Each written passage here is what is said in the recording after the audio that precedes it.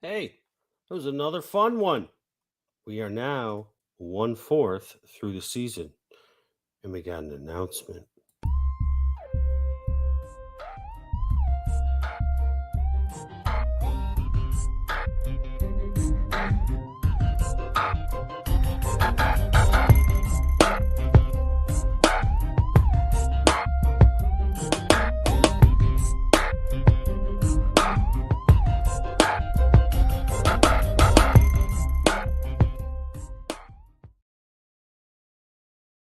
The first quarter of the season is completed. Welcome to Answers with Guests. This is season 7 for us.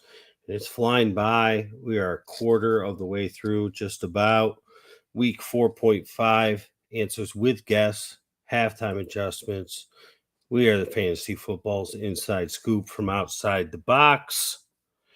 Please remember to like and follow us on Facebook, YouTube, TikTok, Patreon. And thanks to my boy Rob, who will be joining us this weekend. I'll talk about that towards the end on ABG 3P. He gives us Spotify. Please remember to use the hashtags answers by guest, hashtag ABGFF, and hashtag ABG3P. So, first off, got to start off the show. I'll look at the comments in a second once I get through this.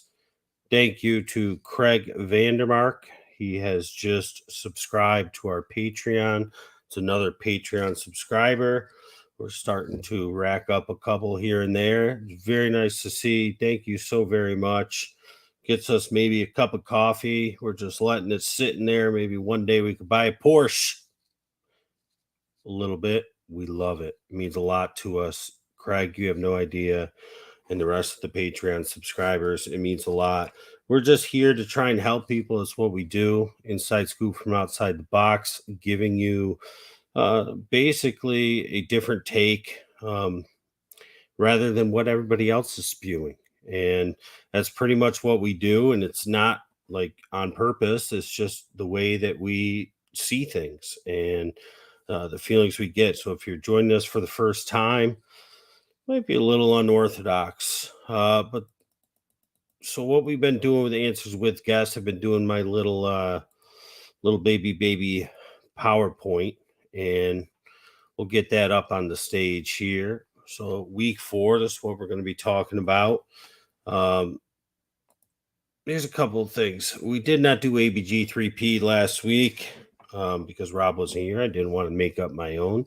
My hair's looking kind of crazy.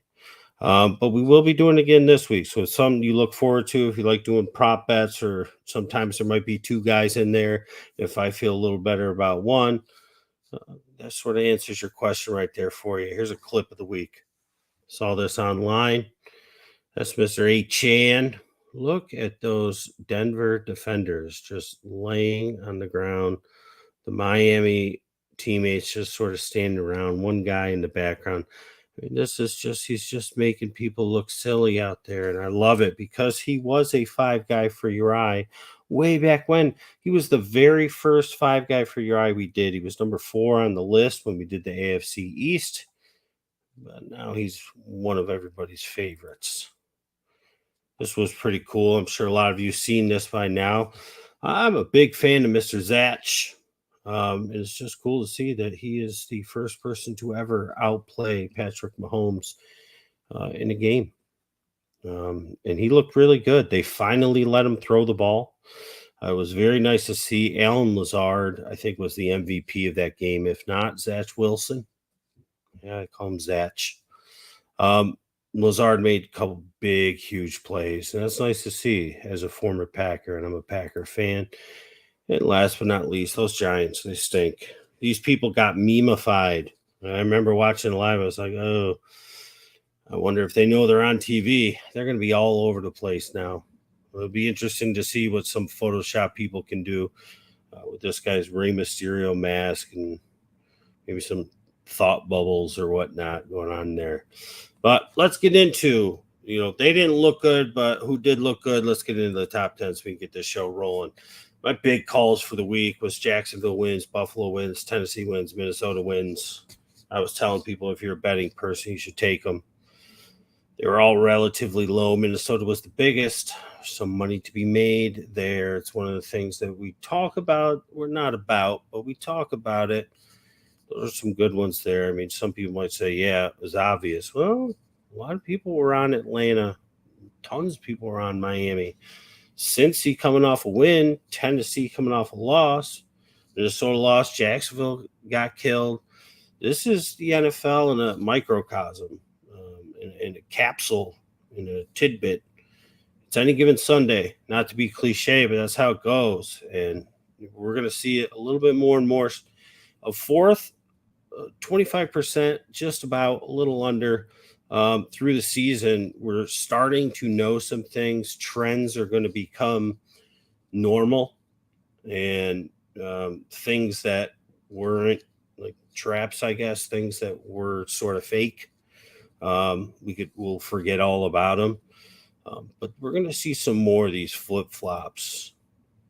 Fields showed up, and you can't really see it there, but what I did is I took a screenshot of a text that Rob and I had last Wednesday, so 6 days ago.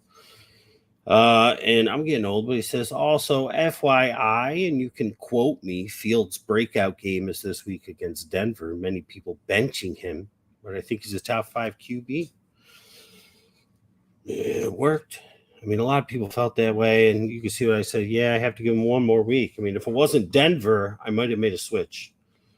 But because it was Denver, I mean, and a lot of people benched him, and that's what happens. Sometimes we bench a guy, and they go off on your bench. I mean, it happens. Puka scored. We said finally. We talked about it a week ago that he is allergic to the end zone. I talked about it on Saturday that I think he would finally get off the schneid, to quote Chris Berman, this week. And he did, and he did it in dramatic fashion to win that game. What a comeback by the Colts. Their defense was sleeping in the first half. They woke up in the second half. But overtime, just that one drive, and Puka just took that ball and plowed it in. Good for him. Blowouts, there were a bunch this week. I counted, I think, 9, but there was at least 8. And we got to remember that sometimes when we look at players, we're like, what the heck? Why did he suck? We say a lot of times don't look at the box score, but if you looked at the box score, I mean, either they're blowing somebody out or they're getting blown out. I mean, that pretty much tells the story. So sometimes we talk about that a lot. Sometimes when people say, should I start this guy or start that guy? I'm like, well, he's the obvious choice, but his matchup seems to be so easy. Will they even need him? And we had a couple of those situations this week. I mean, one that I could think of is Tony Pollard. I mean, they didn't even need him. A few other guys didn't even play the fourth quarter. Drawing a blank, but one of the games, I mean, they had pretty much all the guys out in the fourth quarter. So it's like, well, they're blowing people out. They're not going to bother. And then likewise, if they're getting blown out, sometimes they just take the players out. Now, nobody was starting Mac Jones, but that's what Belichick did. He's like, well, we're not going to win. I'm just going to take them out. And then everybody sort of suffers. Big one here, and I fell victim to it this week. I was hemming and hawing and going back and forth about Debo. I was like, yeah, you know, if a player is iffy going in, you might as well get him out. Now, Debo played a ton of snaps. I want to say close to 90%. He was out there. They just didn't call any plays that he was really needed to do anything. I mean, they did 2, and that was him running the ball, which I thought was a little ridiculous. He's got hurt ribs and a hurt knee. Why are we going to have him run the ball? At least get him into space where he can get out of bounds and not get hit.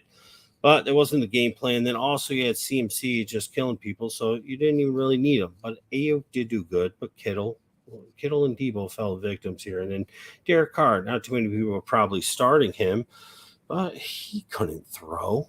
No idea why he was even in the game, why he even started. I mean, Jameis Winston must be that bad.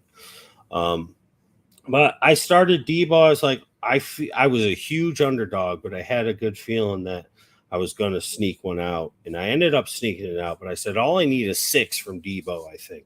That's why I'm just going to put him in. Now, I could have played Michael Wilson. It would have been easy, but I got 1 from Debo, but I ended up winning by 5, so it's okay. But I would have rather he just wasn't even in and I didn't have to worry about it. Hide your moms. Hide your moms. Zach is coming. And look at this. I got to get rid of this just so you can see it. He's on his way to Denver. And Denver's your get well card. He's playing Denver this week. He looked great last week. They finally let him throw the ball. You could see the confidence. If it wasn't for that fumble and if it wasn't for that phantom holding, I think the Jets beat the Chiefs. And we're talking a whole different story this week, a lot more than we are.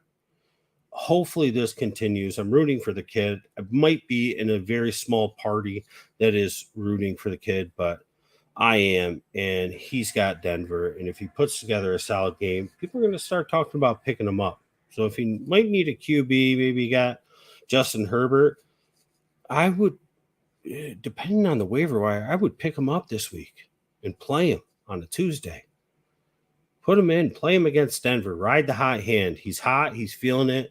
His team was not behind him, and now they are behind him. He's playing the team that everybody gets right against. I think he's a great fill-in for Justin Herbert this week if he's your quarterback, or if you're a Deshaun Watson owner who got screwed towards the end of the week or Sunday morning. Number 4, CMC is your league winner. Everybody talks about Kyren Williams, league winner. This guy, league winner. No, they're not your league winners. CMC's your league winner. If you drafted CMC, if he stays healthy and he continues to do what he's doing, galloping over people, he's your league winner. There's no stopping him. It's absolutely ridiculous. And we all knew this. We're all just worried about an injury. The only problem with that is if he does, I hope he doesn't, because he's about to set records this year. And I like Christian McCaffrey. He's got hurt the past couple of years. Before that, he was pretty durable. But Christian McCaffrey, behind him is Elijah Mitchell, who also always gets hurt. And then there's Jordan Mason, Tyrion Davis-Price. I hope he just stays healthy. I hope he just keeps killing it. But I think he's your league winner. I mean, anybody that got the 3rd pick this year and was smart enough to pass on Eckler and took him 3rd, because everybody was taking the 2 wide receivers, 1 and 2, not really working out. CMC should have been number 1. And it's clear he's your league winner. Keaton Mitchell. I don't think he's ever officially been on the 5 guys for your eyes. I just brought up his name after week 1 when Justice Hill went down. And I was, or when J.K. Dobbins went down, I was telling everybody wanted to get Justice Hill and Gus Edwards. I was like, they get hurt all the time too, and they've been hurt twice since then. I said, you want to look at Keaton Mitchell? This is week 1. I don't think he was ever a 5 guy for your eye, so he'll never make it to 5 guy for your eye. But everywhere I look, starting late last week, I'm starting to see people telling people to pick up Keaton Mitchell. I mean, we were telling that a month ago. That's why we're the inside scoop from outside the box. You see it on the bottom of your screen. So Keaton Mitchell, the Baltimore running backs made it out healthy. He'll come back, but we got to stay waiting. He'll be ready when one of those 2 goes down again, which will happen. The rookie and backup running back conundrum is real. We talked about it a little bit last week, how there's like 70 running backs who are viable, but they all stink. Jaylen Warren, Roschon Johnson, Tank Bigsby, Kendre Miller, just to name a few. I mean, Kendre Miller pretty much played the majority 2 weeks ago, and it was Tony Jones with him as well. They never threw them the ball. Tony Jones got a couple targets. Alvin Kamara comes in. He gets 13 receptions. Come on. You couldn't do that last week. But these guys, this is a conundrum we're in because they're taking up real estate on our benches. I mean, even Tajay Spears. I just didn't want to get this too cluttered.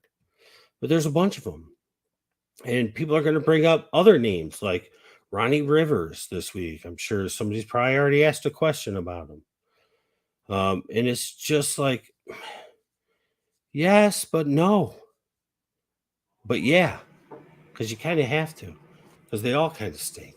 And number 1, we've talked about them each and every week. They're moving on up this board. They were towards the end, 10, then 8. Now they're 1. Oh, it looks so good.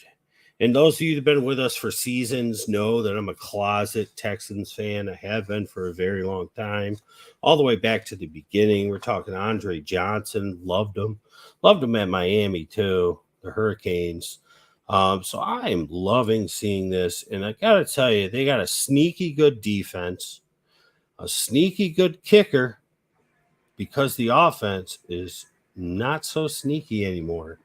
I told you very early on the 4 wide receiver set that they have is pretty scary. They got Damian Pierce, who they really haven't had to use, but he's been coming on a little bit. And then last week, Dalton Schultz came on. Brevin Jordan's getting playing time. Oh, they look good, and I like it. These are some 5 guys for your eyes that we have given you since the summer.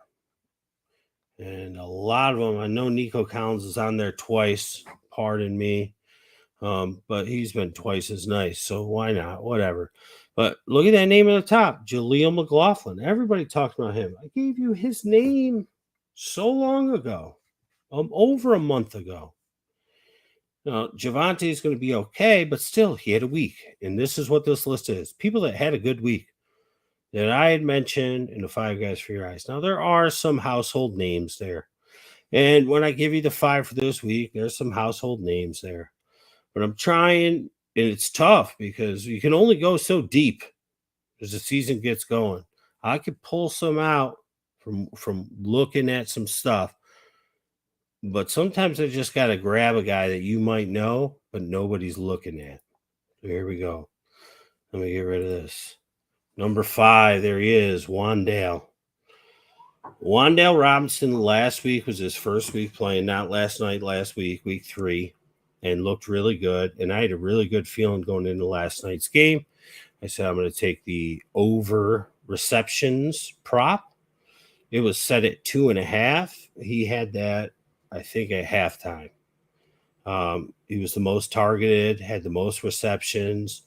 Daniel Jones likes him. If they could get an offensive line to get half a second or 1/10 of a second even longer, I think he's their one as long as he stays healthy. Tucker Kraft, I talked about. I gave you Luke Musgrave on the 5 guys for your eyes in the preseason. Tucker Kraft, they drafted 1 round later. With Musgrave and concussion protocol, believe me, Josiah DeGuara was a guy I mentioned and beat the drum for hard 2 years ago and last year. 2 years ago, he got hurt.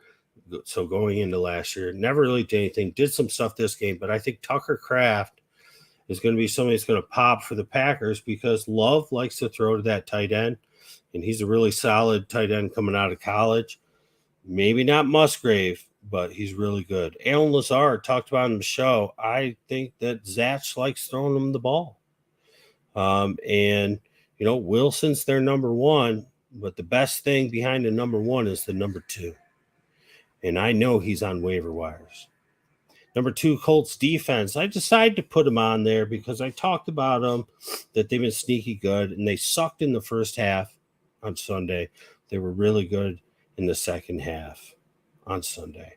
And I think with the matchup coming up and the matchups they have going in the future and bye weeks coming, it's good for you to take a look at the Colts defense, as well as the Houston defense, as well as the Detroit Lions defense, because I think all 3 of those are probably sitting out there, especially the last 2. Number 1, Devin Tompkins. Baker likes him. Just another rookie. They were a 5 guy for your eyes. The rookie wide receivers in Tampa. You got Mike Evans hurt. As soon as he went out, Devin Tompkins came in. He's probably one that I haven't really seen anybody talking about yet.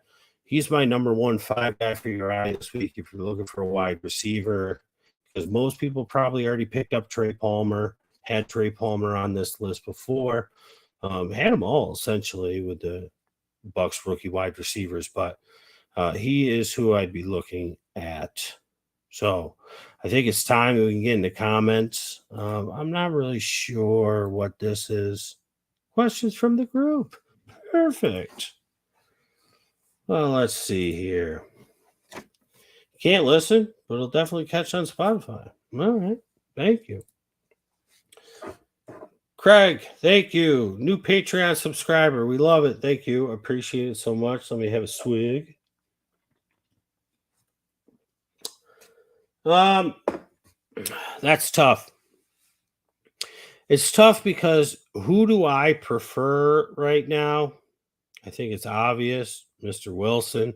I haven't seen much that I liked out of Bryce Young. This week, I would use Zach over Bryce. I don't. Your league's weird. We figured out, right? It resets each week. If you're towards the bottom, you get higher. If you're towards the top, you get lower. There might be some better out there. Your team's pretty stacked. I mean, this would be one that I would probably like. I'm not sure if you know this. I know it's your first year playing fantasy. But like you could put in like multiple, you could put on however many, an infinite amount of waiver claims. And I don't know if you want to drop anybody. I'm trying to remember your team. You probably don't. They're pretty solid. But you could put in to try and get some of the better guys, the position guys, and then put Mr. Wilson on the bottom of it. So that way, like if you lose on all those, then you're hitting that. But if you put Wilson on the top, when it comes your turn for the waiver claim, they're just going to give you that. And you might miss out on wide receivers, running backs that you could have also had. Because I'm not sure anybody's going out there to get Wilson. I think you're a super flex, so maybe. But if you are a super flex, I would drop someone other than Bryce Young just in case he turns it around. Why not have that fourth quarterback? Quarterbacks are gold in a super flex, Craig. So you don't want to just go throwing them around unless you have a maximum of 3 that you can have on your team. Now, also, I see Mikey's here, and I think he's in your league with you. So now he knows your strategy. Sorry about that. Kittle, Keenan Allen, Samuel, Pacheco, Jacoby, or Tutu. Drop one. Yeah. That's the thing. Why? Yeah, I don't think I'm dropping. I mean, Keenan Allen's on a bye this week, but you don't want to throw him out there. Can we just not drop any of them? I guess if you're going to do the Wilson thing, you got to get rid of Young.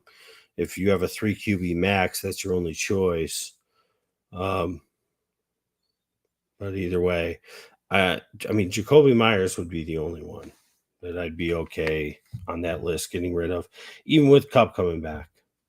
I know that he's had some games, but he's just the one I like the least. So who am I dropping? That's who I'm dropping, Jacoby Myers. Should you sell high in Puka with Kupp coming back, or do you think he has enough to stay strong? I think he has enough to stay strong. Unless you have amazing wide receivers, which we've seen, amazing wide receivers have terrible weeks. I mean, this week, many weeks. Look at Jamar Chase. He's had 1 good week out of 4. You're giving up a guy who's had 4 solid weeks. Now, granted, it's been without Kupp, but there's an argument to be had that if Kupp's on the field, it helps Puka. Takes some coverage away. Puka's certainly healthier. He's younger. I'm only selling high if I'm getting something really good. I don't think Kupp is going to. I mean, if let's just say he's getting 10 targets a game, maybe it drops to 6 or 7.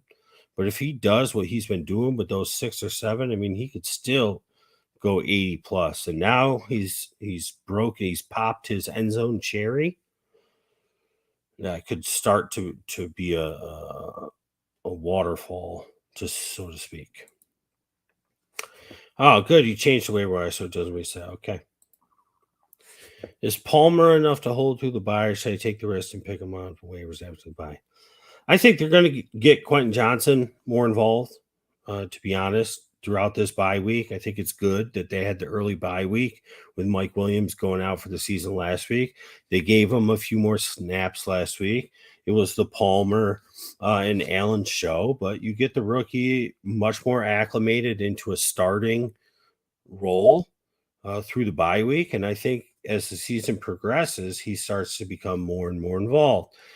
What does that mean for Palmer? Not really too much, because he is involved. He's going to stay involved. If you're dropping him, Mikey, I don't. And every player could be. I mean, essentially, every player could be dropped, so long as you're picking somebody up that is worth it. You know, so if you're dropping Palmer and you're picking up somebody who is at least even now to Palmer and has some upside and is someone that you plan to use this week or in the coming weeks when the buys come, then go for it. But like a big mistake you could make is drop Palmer, pick up somebody for whatever reason, just because you feel like it, and then find out, oh, that player has a bye next week. Now I'm screwed. Now I got to drop him and hope to pick up Palmer. So every player is droppable for the most part. You just have to be ready, to be okay with losing them and make sure that you are getting somebody who is at least equal, if not better. I don't know what's on your waiver wire. I'm not sure if anything is better than Palmer at this point. Justin Herbert is my uh, preseason MVP. That's who I picked, and he's having a season that is lining him up for that. So Palmer will be a big part of that. And we got no other comments. I did get a message here. I'm going to talk about it. Your guys' league isn't a super flex, Mikey. I always thought that it was a super flex. I thought he had a QB on top and a QB on the bottom playing. 2 QBs. Maybe not, but you have a 3 QB max. All right. He's talking me through it. Not sure where he went. Maybe he can't watch anymore. Either way, this will be good. Okay. All right. So you got a 3 QB max. I'm fine with dropping Bryce Young for Zach Wilson, especially because Zach Wilson has a good game this week. But here's the thing. If you only start one quarterback, and I'm talking to Craig as if he's here, he's messaging me. I think his quarterback is Patrick Mahomes.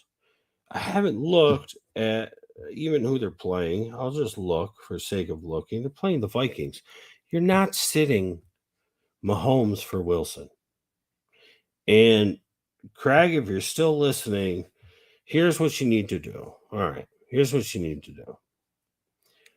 Mahomes bye week. I could probably look almost as quick as you can. What week is it? It is week 10. So what you want to do is you want to look at your second quarterback and see who are they playing week 10. Look at the Jets, who are they playing week 10? Look at the Panthers, who are they playing week 10? Because if Bryce Young is playing hypothetically what should be an easier matchup than Zach Wilson at that point, then chances are your second quarterback's better than both. Wilson could get it together, but he's not there yet, but we're seeing the glimpses. He's not an all-star yet. He was feeling it. And I hope he gets there, but I'm not overreacting that much. You got Mahomes. Week 10, you need somebody else. Who's the best quarterback in week 10? That's who I'd be looking for right now if I were you, Craig. Who's the best quarterback in week 10 that is either available or on my team? That's who I want my backup to be. And I'm just saying, Mahomes, just stay healthy. Week 10, I got your backup. And then week 11, you're back in the game. Because it's kind of lateral. I like Wilson more than Young, but it's kind of lateral. And sort of like what I was saying to Mikey, is like, if you're making a lateral move, you have to be okay losing the one if that one blows up. Your guy better have some sort of upside that is better. All right. Okay, I see. Gotcha. Who would you drop to pick up a defense? You know what? I bet you're feeling this way. Maybe you're not, but I might put the thought in your head. It'd be Algier. He had his solid week 1, but they're sparingly using him. And my only fear would be if Bijan goes down, now I dropped Algier. But he would be who it would be. And I don't know if that's the right move because Spears, I feel like if Henry goes down, let's say Bijan goes down, Henry goes down, Herbert goes down. I think Roshan would be light years beyond Spears. But Algier could be the best of the bunch. But I think right now he needs an injury. Spears doesn't need the injury. He's getting a little more. Henry just killed it last week, so they didn't have to bother using him so much. And Roshan a little more. I think that the Bears found out this week that Herbert looked really good. Let's see what Roshan can do in a similar type of role. They got to start giving him more. I think right now, what I would try and do, Josue, is I'm going to try and trade two of them. Trade two, get one, open up a roster spot, pick up a defense. If you can make something like that happen tonight, like maybe to a Herbert owner, Bijan owner, or Henry owner, package two of them together, see if you can get a bona fide starting running back, then just open up a free spot. I'd rather try that than just be like, boop, see you, Tyler. Boop, see you, Tajay. Boop, see you, Roshan. Try and trade them. I always like to do that. Try and get rid of two, get one to open up the roster spot.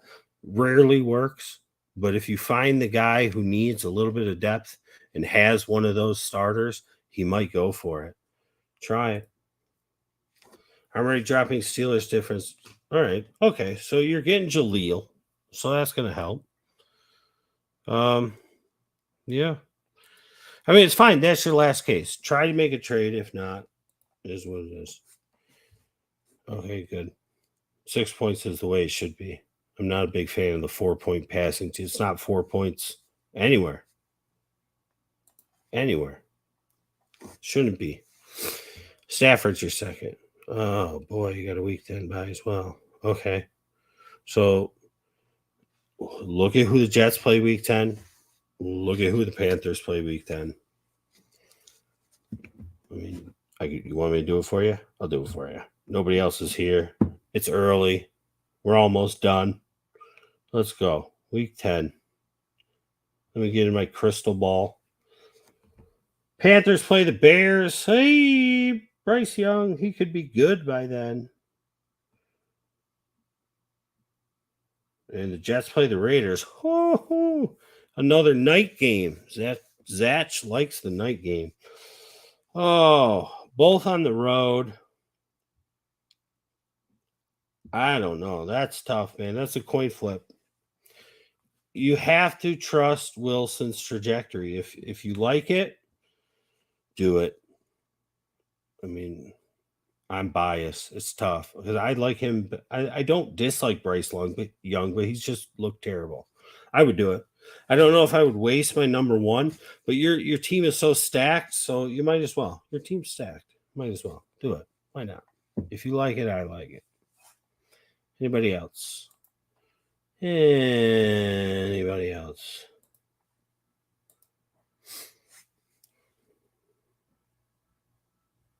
Sure. I haven't been a fan of Michael Thomas in 4 years. So I'm not big on Rashid Shaheed, but sure. Might as well. All right. So this was, I'll keep my eyes on the comments just to see if anything pops up. But a 30-minute show, only a few people watching. That's okay. You know what happens with Answers by Guess a lot? And I'm wondering if this happens with the people that get paid to do this, like the pros. Beginning of the season, everybody's gung-ho. A few weeks go by, people are like, screw this. And it's not because they're mad at me or mad at anybody that they're watching. I think it's more so that they're just mad at their team and they're like, I don't even care anymore. It's odd the way it happens, but I don't think that's the reason tonight. I think people are just busy. But it is what it is. And this week we have the Bears at the Commanders on Thursday. Be interesting to see if Fields can keep it going. I wonder if Chase Claypool will play or if they're done with him. He hasn't done much for him anyways. It's the main two guys there. I want to see if they use Roshan more. I think they're going to need a little more oomph in their running game against the Commanders' front line. Sam Howell got it going a little bit last week against Philly. I think at home. Let's see how he plays in prime time. I think it's his first primetime game against a suspect defense. If Sam Howell looks good, man, he's got the weapons. I want to see if my boy Cole Turner gets some burn. Logan Thomas is still the starter, but I'm just waiting for him to fall once again. We'll see if that happens. I guess sneaky play. I dropped him in one league a couple weeks ago. I was thinking about I had to get a wide receiver because all my guys died. Deontay died. And I feel like Antonio Gibson might get some more burn on Thursday than he's gotten over the past couple weeks. Just got a weird feeling that like he's going to bust one because so many people have dropped him. He's sitting out there on waiver wires. I'm not recommending you start him. I'm not starting him anywhere on the teams where I still do own him, but I just have a feeling that he's going to get a couple extra opportunities, and I feel like Antonio Gibson is going to bust one against the Bears. Dotson scored finally last week. McLaurin, this should be an entertaining game if Fields plays like he did last week. So I think this might be one of our, a couple Thursday games have been pretty good, but this one looks, I feel like, better than it did. Let's see, we got a couple things here. Yeah, it could be people's teams are just ironing out. That's true. Yeah. You got to watch the practice schedule, man. Yeah, I mean, last week it was like I talked about. CMC was just all him. Everybody knows that. And it surprised me that he played 90% of the snaps. And it surprised me the two times he was involved that they called running plays. I mean, if you got hurt ribs and you got a hurt knee, running the ball is the last thing you should be doing. I don't even care if it's a sweep. It's the last thing you should be doing. You should be running a route, getting into space, getting down, or getting out of bounds before you get hit. They didn't need to do any of that. They didn't even need to use them that much. This is the way it goes, Craig. And I love, once again, I'm not singling you out at all by any means, but I love that this is your first time playing fantasy football, and not saying anything that I think that you wouldn't like me saying. Is basically it gives you, and I think we all could agree, a newfound appreciation for football. You get so much more invested and interested in players that you wouldn't even care or think about. So what happens is a lot of times in fantasy is everything we talked about. I mean, anybody that's been with us any of the seven seasons we've been doing this could type it in there. We have to be ready for the blank and blanks. What is it? If anybody could help me out and type it in so I don't look like an idiot thinking you know what I'm talking about. But Rob and I will give you this every single time. And that's what's going to happen. You're going to have some guys that are going to have some down weeks. And if you have him as your number one, you got to just keep him in that number one because not every week. Now he's going against the Cowboys. And this is the immovable object versus the unstoppable object. The Niners can't be stopped. Dallas is stopping everybody and vice versa, except for the one hiccup against the Cardinals. It's going to be a great game. I think they're going to need to use more than just McCaffrey this week. So should we expect him to blow up? It's tough to say.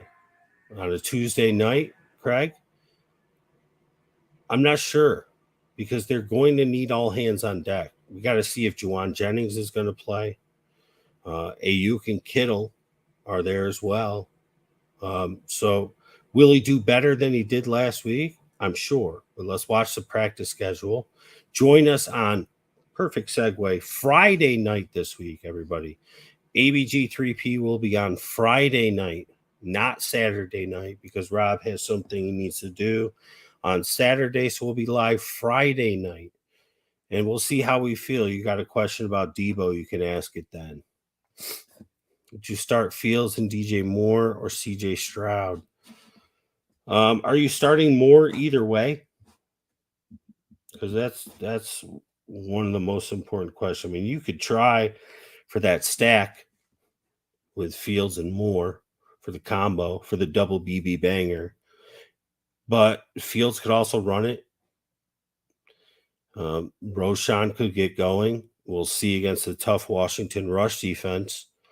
But there's also a chance he gets Mooney and sticks with Kmet. So if playing DJ Moore, I'd probably stick with Stroud, to be honest. I'm rooting for Fields. You know that. You know I was talking all about it the past week. I said we got to give him one more week. He's going to get it done against Denver. And that he did. So you know I'm playing him still in 3 of the 4 leagues I own him. But I think I would go with Stroud against Atlanta. I think they'll be able to pass against him. Atlanta defenses look pretty good. But Washington at home, it's, Fields made some stupid mistakes last game. And I don't know if he'll get away with some of the ones that were almost mistakes against Washington, like he did against Denver. It's really close. Go with your gut. I think I would play Stroud because it seems like you have to play DJ Moore. What's up, Bronson? Trade Ramondre and D-Hop for Waddle. We've seen what happens with Waddle so far this year. I mean, injury is a little bit of a part of it. But I'm looking at the first 2 parts, the 2 that you're trading away. Ramondre has not looked good. And a lot of that has to do with the Patriots just not looking good. I want them to make a switch and put Will Grier in there. We all watched that Sunday night preseason game for the Cowboys against the Raiders where he lit it up against second stringers for the most part. But come on, there were some starters in there. And Belichick went out and he got Matt Corral, and then some weird nonsense is going on with Matt Corral. They went and they stole Will Grier from the Bengals practice squad when Burrow was hurt because he's playing chess, not checkers.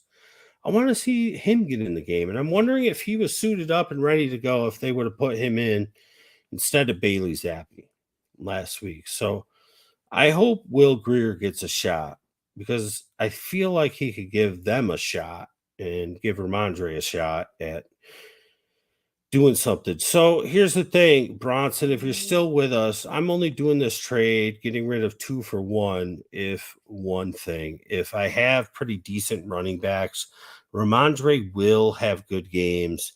It was a really tough matchup. You got to remember, he's going against the Cowboys. He's been playing some pretty solid defenses. D-Hop, I'm fine getting rid of. You're getting a huge upgrade with Waddle so long as he gets going this year. Give me half of last year's production at this point, and I'll be happy.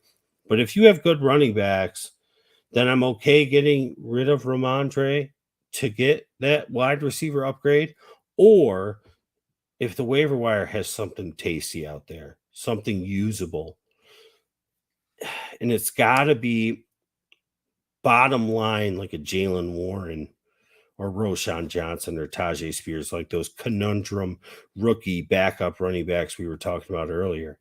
If 1 or 2 of those are sitting out there, then okay, I'll take the upgrade at wide receiver and I'll grab one of these guys and I'll stash them and hope that they pop in the second quarter of the season, which starts this week, weeks 5 through 8. So I'm okay with it. We got to cross our fingers and hope Waddle gets it going. I'm fine getting rid of D-Hop. I had no interest in him. following last season. How do you feel about Love this week? Leon, I've talked about Love ad nauseum for the past couple weeks. I've talked about it after week one, after he looked so good. Um, he's so inaccurate. As a Green Bay Packer fan, when I go back and I analyze and I rewatch the games, that's one of the games that I focus on the most because I have like a vested interest in the football team, and I'm looking at so many different things. I mean, the blocking's good for him. Um, Blocking hasn't been good for the running game. The running game has not helped. But wide receivers are getting open, and he's missing them terribly, so terribly. And it's very disappointing. And the only thing that I can say to um, just basically say that, I'm a snob is that you have lived, Favre wasn't the most accurate, but Favre was the man. You have lived for, uh, since 1992, essentially. So we're talking like 30 plus years, 30 years with Favre, and then the most accurate quarterback of all time, Aaron Rodgers.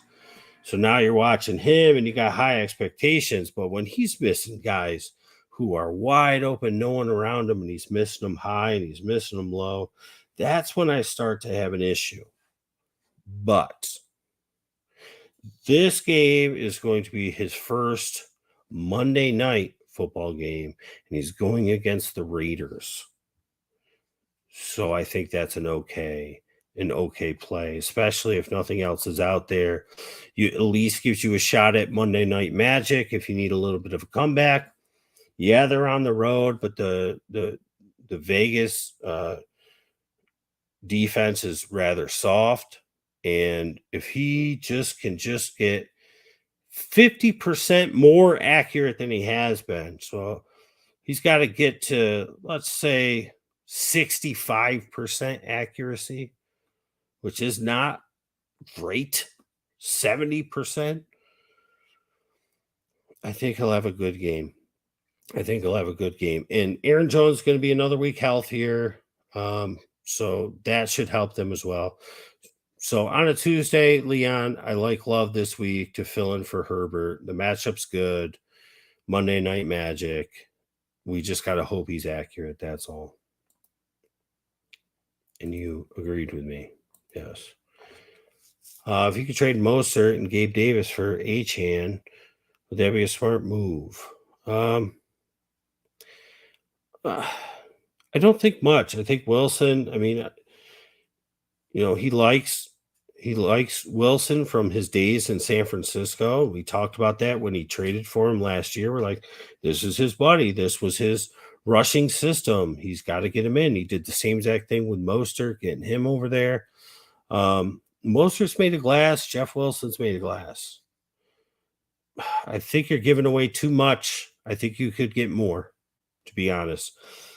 Would I rather have Achane than Mostert? Yes, because I think he's going to be much more durable as the season goes on, especially into the winter months. But I think you're giving up too much. I think there's too many people out there who are holding Mostert to a high value, and for good reason. His stats are incredible this year. But I'm looking at his past. He's 30 plus years old. He's just going to break down sooner or later. And you know what? I hope he doesn't, but I just have that feeling. And when you add in Gabe Davis, who scored a touchdown, I think now in 2 weeks in a row, his value is getting up there. I think you're giving up too much. I would ask for something else in return. A lot of times I like giving two away and getting one to open up a roster spot to play the waiver wire with. But I think you're giving up too much just because people value Mostert very high right now. I think you could do better. What's up, Marty? Yeah, that's it, man. Continued madness. Every week is a different story. And right now, it's like the first part of the season is done. The first quarter is over. Now we're moving on to the second quarter. 4 games, 4 games, 4 games. We'll call the last one 5 games if you make it to the championship.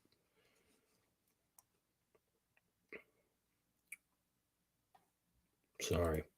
I was just trying to listen. I thought somebody was saying something. But they're not. I'm just old and hearing shit. Would you drop Brandon Cook? Yes. Yes, I would. I would have done that a few weeks ago, Chris. Yes. Dobbs is turning out to be the favorite. Now you can say, well, Watson's coming back, sure.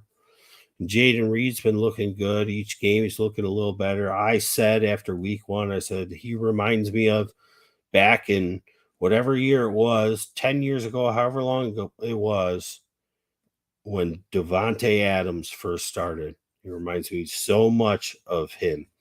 But even though with those two guys, and even with the inaccuracies of Love, I would rather have Romeo Dobbs than Brandon Cooks at this point in time. Yes, please. All right. So, one more time. Let's try and wrap it up. Week 5's coming. I think this should be a good Thursday night game. We shall see. Roll the dice one more times on Fields if you must. If you're a Herbert and Fields owner like I am, you have no choice. But if you got somebody else who's killing it, like a CJ Stroud or a stud like a Mahomes, I'd roll with them. But let's see. Let's root for Fields. Let's root for Sam Howell. Let's get Will Grier in there. Let's get some consistency. Let's get these trends starting to become normal. And let's get these traps out of the way. We drafted these guys. It's time for them to start performing. Week 5 is going to tell a very good story. And Friday night at 9 p.m., Rob will be here with me on ABG3P to help narrate. We love you. Thanks for joining us. Have a good night.